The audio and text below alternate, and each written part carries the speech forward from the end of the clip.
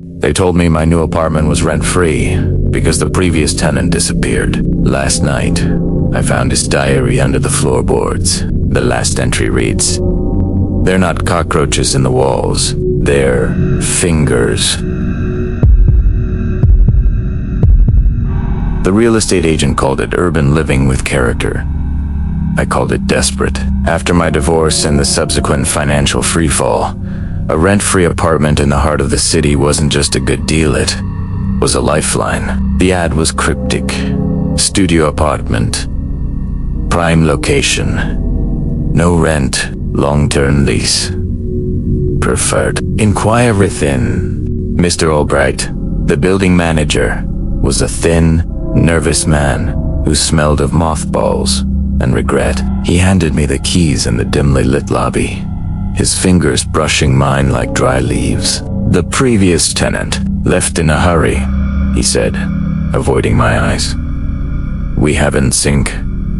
Quote, T. refurbished. The place is as he left it. Rules are simple. No pets, no parties, and try to ignore the plumbing." I should have run, but the word free has a powerful magnetism when you're sleeping in your car. Apartment for B was on the top floor, at the end of a long, narrow hallway with a single, flickering bulb cast more shadows than light. The door opened with a groan that sounded like a protest. The apartment was a time capsule of neglect. It was a single room with a kitchenette in one corner and a bathroom door in the other. The air was thick with the smell of dust and something else, something faintly sweet and metallic, like old meat. Faded floral wallpaper was peeling at the seams, and the floorboards were scarred and warped. In the center of the room sat a single, threadbare armchair facing a bare wall, as if someone had spent their last days just staring. It was grim, but it was a roof. I dropped my single duffel bag and started assessing the damage. That's when I noticed the silence. Manhattan is never silent, but in this room, the city's constant hum was muffled, absorbed by the thick walls and the heavy air. It was a listening silence. The first night, I was woken by a sound. A soft, skittering noise. Scratch, scratch, pause, scratch. Rats, or cockroaches. I told myself it was just pests. Mr. Albright had warned me about the plumbing. Old buildings have old pipes. Old buildings have pests. It was normal, but the scratching had a rhythm to it. It wasn't random, it was methodical, deliberate. The next morning, I decided to clean. I started in the kitchenette, wiping down grimy cabinets. When I pulled the fridge away from the wall to sweep behind it, a small, black, moleskin notebook fell from the narrow gap between the appliance and the counter. The diary. The cover was worn, the pages slightly warped from moisture. The first entry was dated almost a year ago. Asterisk October 12th. Moved in today. Can't believe my luck. Rent-free in this city. There has to be a catch. The Subar, Albright, gives me the creeps. He watches me like he's waiting for something. I flipped through the pages. The entries were mundane at first, complaints about the noisy neighbors, which I found ironic. Musings on his job, his loneliness. Then, the tone began to shift. Asterisk, November 3rd. The scratching is back, louder tonight. Right behind the head of the bed, told Albright. He just smiled that thin, nasty smile of his and said, "Old pipes, Mr. Henderson. Just old pipes." Asterisk. Asterisk. Asterisk. November 28th, I set up a recorder last night. When I played it back this morning, all I could hear was the scratching. B-U-T. I swear I can hear whispers in it now. Very faint. It sounds like more. Asterisk. My skin began to crawl. Primera rea de... Faster my heart, starting to thump a little harder against my ribs. Asterisk. December 15th. I saw one last night. I was getting a glass of water and a section of the wallpaper near the floor bulged out. Just for a second, it wasn't a rat. It was two... jointed, too long. It looked like a finger, pale and thin, probing the edge of the paper before it slipped back into the wall.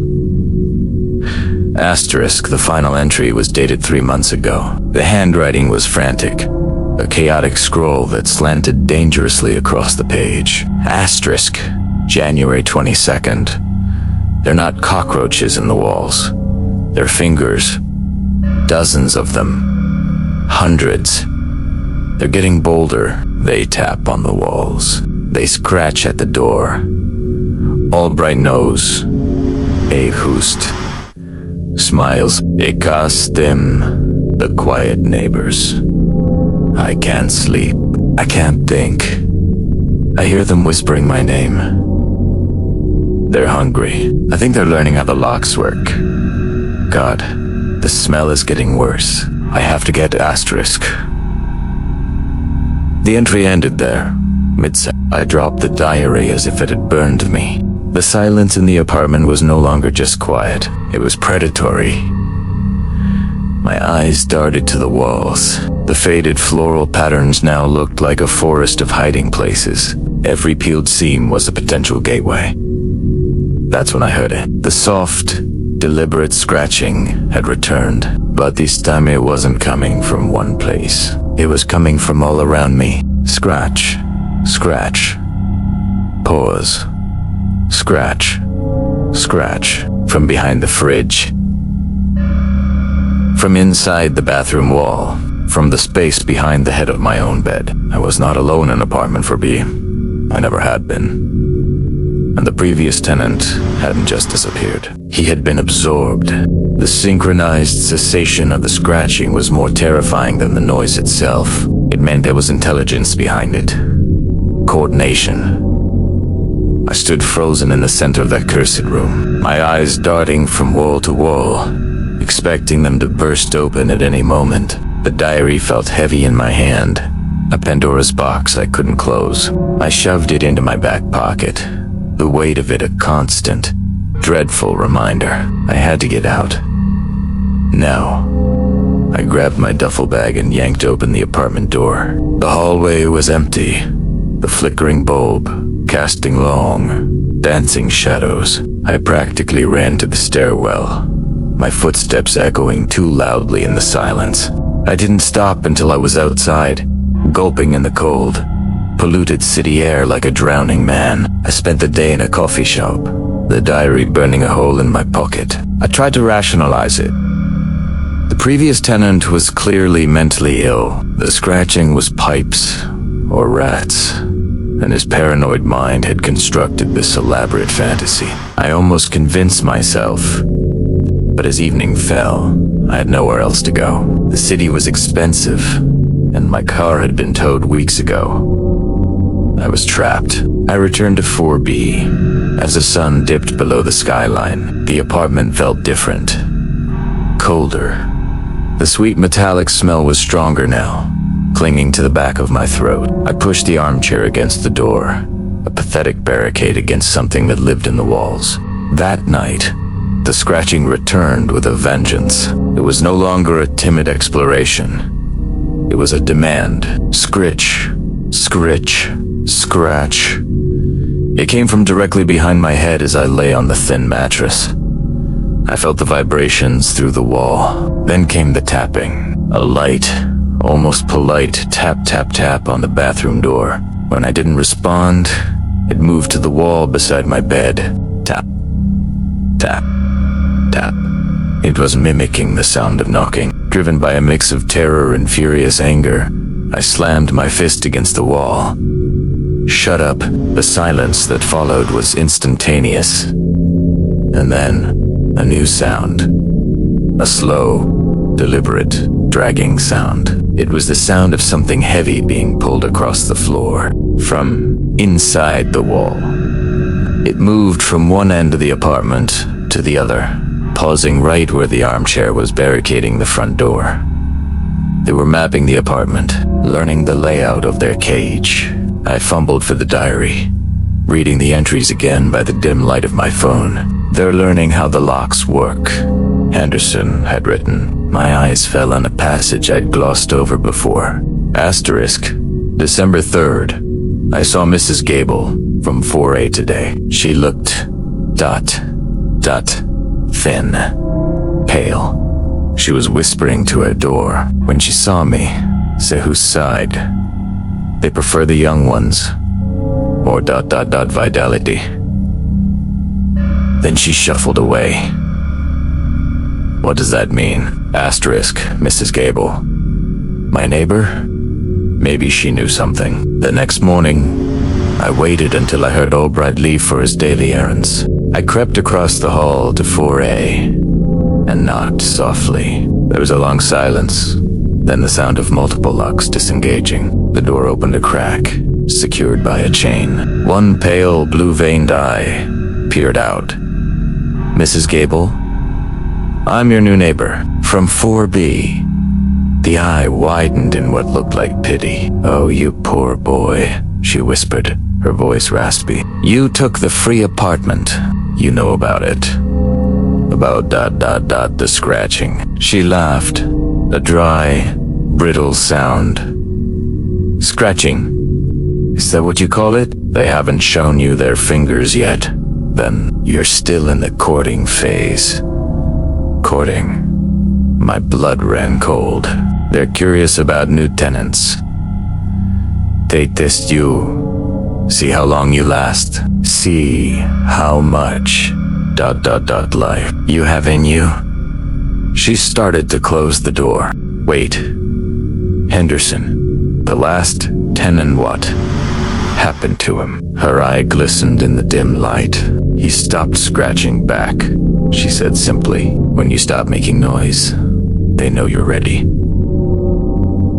They come for the quiet ones. Now, I have to go. My shows are on. The door clicked shut, followed by the sound of multiple locks sliding back into place. I stood in the hallway, paralyzed. It was all true. Every word in the diary.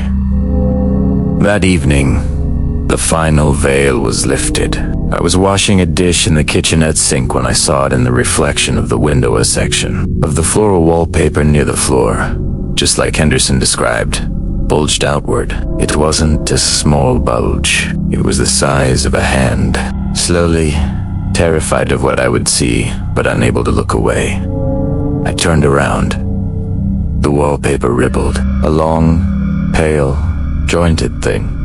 Too thin to be human, yet undeniably a finger, slid out from beneath a loose seam. It was bone white, almost translucent, with a sharp, dark nail at its tip. It tapped twice on the floorboard. Tap. Tap. Then a second finger emerged beside it. Then, at their, they moved with a strange, graceful synchronicity, feeling the air, testing the space. They were probing, exploring. This was no rat. This was no cockroach. As I watched, frozen in horror, the fingers curled inward, beckoning to me. Then, as quickly as they appeared, they withdrew, slithering back into the wall. The wallpaper smoothed over, leaving no trace except for the memory burned into my mind. I stumbled to the bathroom and vomited. I splashed water on my face, looking at my terrified reflection in the mirror. That's when I noticed it. A small, almost invisible seam in the wallpaper behind me, right at eye level, was slowly peeling back, and pressed against the growing crack from the other side was a single, pale, searching finger. He spooned around my heart, trying to claw its way out of my throat. The seam in the bathroom wallpaper was sealed shut. No finger. No bulge. just a faint, floral pattern, innocent and mocking. But the smell was stronger in here, that cloying sweetness of spoiled meat. Now with an undertone of damp earth and something else. Something like old, dried blood. Mrs. Gable's words echoed in my mind. They prefer the young ones. More vitality. I was the young one. I was the main course. I couldn't stay in that bathroom. I couldn't stay in this apartment. But where could I go? The city had chewed me up and spat me out into this specific, pre-digested hell. Albright knew it. Neo Italiano. I had to know more. If I was going to survive, I needed to understand what I was facing. Mrs. Gable was a start, but she was clearly broken. A long-term prisoner who had made some kind of twisted peace with her captors. I needed to find someone else. I spent the next day like a ghost, haunting the building's common areas. The lobby was always empty. The mailboxes were dusty. It was a building of secrets and silence. Finally, around 3 p.m., I heard the distinct sound of a heavy door closing on the floor below. I took the stairs 2 at a time, emerging on the 3rd floor just as an elderly man was fiddling with his keys at apartment 3C. "Excuse me," I said, trying to keep my voice from shaking. He jumped, turning quickly. They kind weathered face but eyes that were deeply tired, shadowed by a fear I was starting to recognize. "Yes. Can I help you? I'm the new tenant in 4B. I was wondering if you could tell me about the building. It seems ... quiet." His face tightened. "Quiet?" he repeated, the word flat. "You're in Henderson's old place. It wasn't a question. You knew him." Knew of him. Saw him in the halls, watched him fade. The man, who introduced himself as Walter, looked up and down the hallway. "It's not safe to talk here. The walls, they listen." He finally got his door open. "5 minutes, then you leave." His apartment was a mirror of mine, the lived-in. Photographs of a smiling woman and children covered one wall. A small, brave defiance against the gloom. He didn't offer me a seat. "The building has always been here," Walter began, his voice low. "Older than the city around it. Albright's family has managed it for generations. They're not managers, they're caretakers. Shepherds." "Shepherds for what?" I whispered. He ignored the question. "The free apartment. It's a lure, a filter. It attracts the desperates, the ones with no other options. No one who will come looking. People like you, people like Henderson. What happens to them? What do you think?" He snapped, his composure cracking. "The building feeds. It's always hungry. The fingers, they're just the tips. The feelers. They test your strength, your will. When you're weak enough, when you're drained to fight, the rest comes out. They pull you into the walls, and you become part of it. Part of the hive. A hive." The word made a horrifying kind of sense. The coordinated scratching, the tapping, the way they moved as one. Henderson ...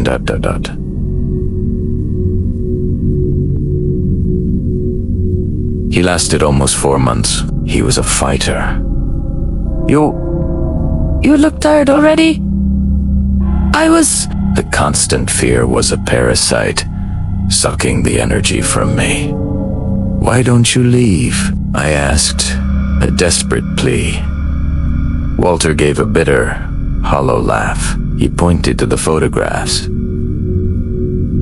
"My daughter, my grandchildren, they visit once a year. If I leave, if I break the lease, Albright makes a call. There's an accident, a gas leak, a fire.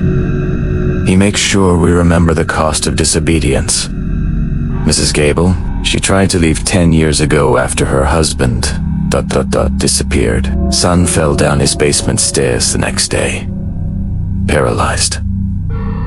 She never spoke of leaving again. My blood ran cold. It wasn't just a haunted building. It was a prison with the warden. Albright wasn't just a creepy manager. He was a jailer serving us up to the thing in the walls. The previous tenants before Henderson, I pressed, needing to know it all. What were their names? Walter's eyes grew distant. There was a young woman, Maria, a student. Before her, an old man named Frank. Before him, I forget. The building makes you forget. It consumes your memory along with your flesh. He walked to the door and opened it. Your 5 minutes are up. My advice, make noise. Fight. As long as you're scratching back, they know you're still fresh. It's when you get quiet, that's when they come. I stumbled out into the hall. As Walter's door closed, I heard him slide multiple heavy bolts into place. I walked back up to the 4th floor, each step heavier than the last. I was in a slaughterhouse, and the other livestock were just waiting for my turn at the blade. I stood outside my door, key in hand, dreading to go back in. That's when I saw it. Taped to my door was a small, folded piece of paper. I pulled it free with trembling fingers. It was a child's drawing, donné in crayon. It showed a stick figure standing in a box. The apartment. All around the box, from the walls, dozens of long wiggly lines with sharp points. The fingers were reaching for the figure. At the bottom, in messy, child-like handwriting, were 2 words. Help us, it was signed. The quiet ones. The crayon drawing felt like a live wire in my hand. The quiet ones. They weren't just a threat. They were prisoners too. Former tenants. Victims absorbed over decades. The thought was too monstrous to fully grasp, but it sparked a desperate, final resolve. I couldn't just wait to be drained. I had to find the source. I had to see the heart of this horror. Walter had called it a hive. Every hive has a queen. I knew where I had to go. Tibasman.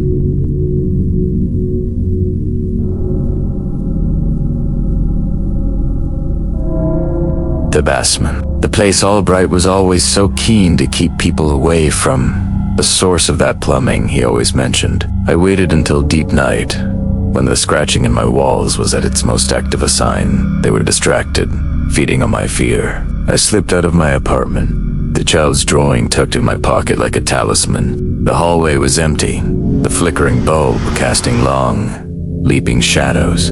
I avoided the creaky elevator and took the stairs. Each step down into the lower depths feeling like a descent into a beast's gullet. The basement door was unlocked. Of course it was. Why lock a door when the true deterrent lived behind it? The air that hit me was a physical blow, thick, wet, and heavy with that same sweet metallic stench, now so potent it made my eyes water. It was cold, a damp, grave-like chill that seeped into my bones. The single, bare bulb hanging from a wire did little to push back the gloom, revealing a vast, low-ceilinged space, crammed with the building's skeletal remains. Ancient, broken furniture, piles of rotting newspapers, and rusted pipes that snaked across the walls and ceiling like metallic veins.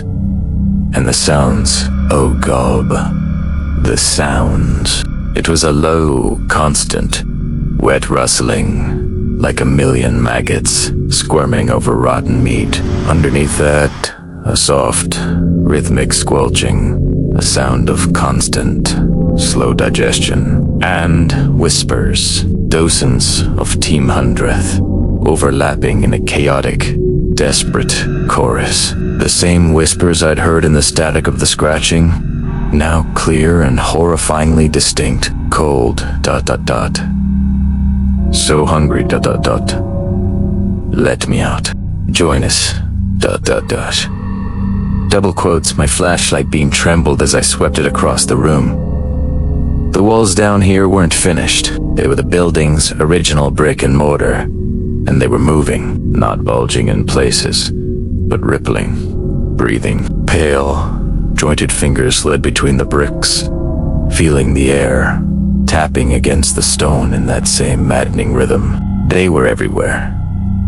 The entire basement was alive. I followed the squelching sound, the source of the whispers. Behind a stack of water-stained mattresses, the back wall of the basement was different. It wasn't brick. It was a massive ... something. A pulsating, fleshy membrane. Pale and veined, woven through with strands of hair, scraps of clothing, and the glint of broken bone. It was the hive, the heart, and the fingers. They weren't just coming from the walls. They were growing from it, like the roots of some monstrous plant. They spread out from this central mass, burrowing into the brickwork, snaking up through the building's infrastructure, reaching into every apartment. As I watched, horrified and mesmerized, a section of the membrane convulsed, a shape pressed against it from the inside, the outline of a human face, mouth open in a silent scream. It was a man's face, contorted in agony. It lasted for a second before being reabsorbed, smoothed back into the pulsing flesh. Henderson. This was what happened when you got quiet. You didn't just disappear, you were digested, assimilated, your consciousness trapped, your body broken down and used to grow more fingers, to expand the hive, to feed the building's endless hunger. The whispers grew louder, more focused. They had sensed me. Asterisk fresh. ... Double quotes. Asterisk. So much life. ... The new one. Come closer. ... The massive flesh pulsed, and a new finger, wet and glistening, began to slowly push its way out, longer and thicker than the others, reaching for me. I stumbled back, my stomach heaving. This was the truth. The building was a single, parasitic organism, and Albright was its keeper, luring in food to sustain it. The rent wasn't money. It was flesh. It was life. A new sound cut through the whispers and the squelching, the heavy, grinding sound of the basement door opening. Albright stood there, silhouetted in the doorway, a large, rusty wrench in his hand. He wasn't smiling anymore. His face was a mask of cold, utilitarian fury. "I told you to stay out of the basement, Mr. Evans," he said, his voice flat and dead.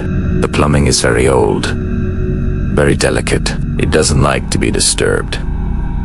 He took a step forward, the wrench held tight. The fingers in the walls around him twitched in anticipation. They weren't just reaching for me anymore. They were reaching for him, too. Not as prey, but as their master, their shepherd. And I was the stray lamb who had stumbled into the slaughter pen. Albright took another step, his eyes gleaming in the dim light. The fingers lining the walls quivered, not with menace, but with a dreadful familiarity. "Take no aim," they obeyed him. "You shouldn't have come down here," Albright repeated, his voice a low monotone. Henderson made the same mistake. Curiosity. It always breaks them faster than fear. "Henderson?" I choked out, backing away until the cold, pulsing membrane of the hive was at my back. A sickening warmth radiated from it. Albright actually smiled, a thin, cruel stretch of his lips. He lasted longer than most. A fighter. He even made it down here. Who's like you? Thought he could fight it. He brought a knife. He barked a short, ugly laugh. a knife. Against this, he gestured with the wrench towards the fleshy wall, as if on command. The membrane convulsed. This time, the face that pressed against it from the inside was clearer, more defined. It was Henderson. His eyes were wide, his mouth stretched in a perpetual, silent scream of agony. But it was his hand that made my blood freeze. His right hand was pressed flat against the membrane from the inside, and the fingers, they were gone, chewed down to ragged, bloody stumps. He fought so hard, Albright mused, almost fondly. But the hive was hungry. It doesn't just take your body, it drinks your memories, your fears, your very essence. It learned his patterns from the inside. That's how it knew how to tap on your door, just the way he used to knock. It was using his memories to lure you out. The horror was complete. The tapping wasn't just random noise. It was a personalized trap, a ghost of Henderson's habits used to ensnare me. The diary, the desperation, it was all a prelude to this, to being absorbed into this digestive system of a building. He's still in there, I whispered, horrified. Of course he is. Albright sighed, taking another step closer. The wrench was now held high. They all are. Mrs. Gable's husband, Frank, Maria, the student. They're all part of the chorus now. Their voices make the whispers. Their bones strengthen the structure. Their fear feeds the hunger. It's a perfect system, a self-sustaining ecosystem. The squelching mass pulsed, and Henderson's face was pulled back, dissolving into the fleshy folds. In his place, other faces bubbled to the surface, a young woman with terrified eyes. Maria, an old man with a kind, sad face, Frank. A gallery of the consumed. Their whispers grew louder, more frantic. Join us. ... It's cold in here. ... Don't let it take you. The child, I gasped, remembering the drawing. The one who drew the picture. Is he ... in there too? Albright's smile vanished. The child is different. A mistake. Too young. Too ... pure. The hive couldn't fully digest him. He's trapped between, not fully absorbed. He makes trouble.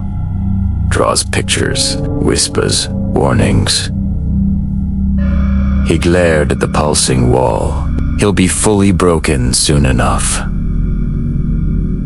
The cruelty of it was unimaginable. This wasn't just a monster. It was a farm, and Albright was the farmer, harvesting despair. I'm not going to be part of your collection, I snarled, a final, desperate defiance rising in me. You don't have a choice, Albright sighed, and lunged. But he wasn't lunging at me.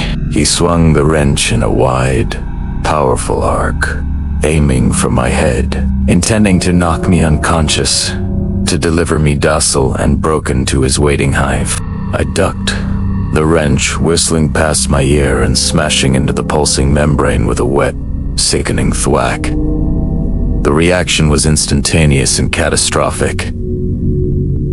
The hive screamed, not a human scream, but a high-frequency shriek of pain and rage that felt like it would shred my ear. The entire mast recoiled, convulsing violently. The fingers lining the walls thrashed wildly, no longer coordinated, lashing out in blind agony. One of them, long and whip-like, snapped out and wrapped around Albright's ankle. He yelled in surprise and pain, dropping the wrench as he was yanked off his feet. No, he screamed, not at me, but at the hive. It was an accident. I feed you. I care for you. The hive did not care. It was a primitive, hungry thing, and he had heard it. More fingers shot out, wrapping around his arms, his legs, his throat, pulling him towards the pulsating, wounded mass. He thrashed and screamed, a shepherd being devoured by his own flock. I didn't wait to see the rest. I turned and ran, scrambling over broken furniture. My heart pounding a frantic rhythm of pure survival. I didn't look back, even as Albright's screams were abruptly cut off, replaced by the wet, tearing, chewing sounds of the hive, taking its revenge. I burst out of the basement, slammed the door shut, and ran up the stairs, not stopping until I was back in my apartment. I collapsed against the door, gasping for air. Albright was gone. The shepherd was dead, but the flock was still hungry, and now there was no one left to control it. The hive was in chaos. With Albright gone, the delicate balance was shattered. The scratching wasn't the methodical testing from before. It was a frenzied, starving clamor. The walls themselves seemed to vibrate with a raw, panicked hunger. The whispers were no longer pleading or cunning, they were shrieks of primal need. Food. Hungry. Now. I was trapped. The door was no barrier. The windows, I knew, wouldn't open. I was the only fresh meat left in the larder. I backed into the center of the room, my eyes darting wildly. The floral wallpaper was bulging and rippling like a ship's sail in a storm, seams split with wet, tearing sounds. Pale fingers, dozens of them, hundreds, pushed through, waving blindly, grasping at the air. The sweet rotten smell was so thick I could taste it at the back of my throat. This was it. This was how it ended. Not with the fight, but with being pulled apart and absorbed into the screaming chorus. But as the first cold, jointed fingers brushed against my arm, a final, desperate memory surfaced. Walter's words, "As long as you're scratching back, they know you're still fresh." And the child's drawing. The plea for help, the quiet ones. They weren't the enemy. They were the first victims. They were trapped, just like I was about to be. And the child, the one the hive couldn't digest, he was the key. I stopped fighting. I stopped trying to pull away from the grasping fingers. Instead, I did the one thing that felt both insane and right. I started to sing. It wasn't a real song. It was the first thing that came into my head, as stupid, cheerful commercial jingle from my childhood. My voice was shaky and terrified, but I sang it loud, pouring every bit of defiant life I had left into those inane lyrics. The effect was immediate. The frantic scratching stuttered. The grasping fingers paused, twitching in confusion. The whispers faltered. I was doing the one thing they couldn't process. I wasn't screaming in fear. I wasn't fighting. I was making a joyful, stupid noise. I took a step forward, towards the wall with the child's drawing taped to it. I kept singing, my voice growing stronger. I reached out, not to push the fingers away, but to touch them. A memory that wasn't mine flooded my mind, the child's memory. His name was Thomas. He'd lived here with his mother before Albright. He'd drawn pictures on the walls. The hive had taken his mother first. He'd been too small, too full of innocent light to be properly consumed. Was Duke a flicker of consciousness in the endless hunger, using the last of his will to scratch warnings and draw pictures for the new tenants? I saw it all then. The final, horrifying truth. The hive wasn't evil. It was just hungry, a mindless, organic engine of consumption, but the consciousness trapped within it, the quiet ones, they were still in there. They were the building's memory, its pain, its fear, and they were screaming to get out. The hive wasn't the enemy, the silence was. I stopped singing. The fingers began to twitch towards me again. "Thomas," I whispered, my voice raw. "I heard you." I focused everything I had, not on fighting the hive, but on reaching the quiet ones inside it, I thought of Henderson's diary, of his fear. I thought of Maria, the student, of Frank, the old man. I didn't push my thoughts at the hive. I offered them. I offered my memories, my own fears, my own life, not as food, but as a bridge, a single, small, pale. Finger Thomas's finger uncurled from the mass and gently touched my forehead. A silent understanding passed between us. A deal was struck. The frenzy stopped. The fingers slowly retracted back into the walls. The whispers faded, not into silence, but into a watchful, waiting stillness. I was not consumed. I am still here. An apartment for B. The rent is still free. I am the new caretaker. The hive is quiet now. It doesn't scratch or tap. It listens. I spend my days talking to the walls, telling them stories, playing music, filling the silence with life. I feed it not with flesh, but with sound, with memory, with the energy of a life being lived. It is a fragile, terrifying peace. Sometimes, at night, I can hear them, the quiet ones. Not screaming, but whispering. Sometimes, they even laugh. Thomas draws new pictures that appear on my floor in the morning. They are no longer cries for help, but pictures of the sun, of birds, of a world they can only remember. Albright was wrong. You don't fight the hunger by feeding it fear. You fight it by refusing to be quiet. You fight it by remembering. The building is no longer a hungry beast. It is a garden I tend. And the fingers in the walls are not my jailers. They are my congregation.